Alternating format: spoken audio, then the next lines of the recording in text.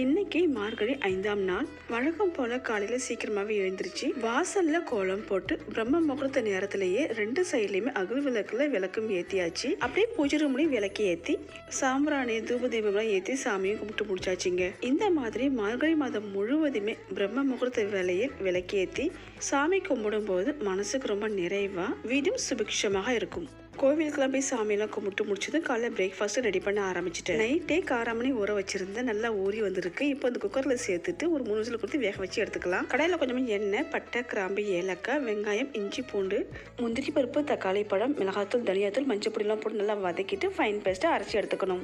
Butter லைட்டாக melt ஆனதும் ஜீரகம் போட்டு நல்லா பொரிஞ்சதும் அரைச்ச மசாலா விழுது கொஞ்சமாக சர்க்கரை, உப்பு, வேக வச்ச காராமணியை போட்டு கொதிக்க வச்சு எடுத்தாலே போதுங்க. சூப்பரான ஒரு டேஸ்ட்டில் காராமணி பட்டர் மசாலா சப்பாத்தி பூரிக்கு ரொம்பவே சூப்பராக இருக்கும். ட்ரை பண்ணி பார்த்துட்டு சொல்லுங்கள். நாளைக்கு இன்னொரு விழாவில் பார்க்கலாம். தேங்க்ஸ் ஃபார் வாட்சிங்.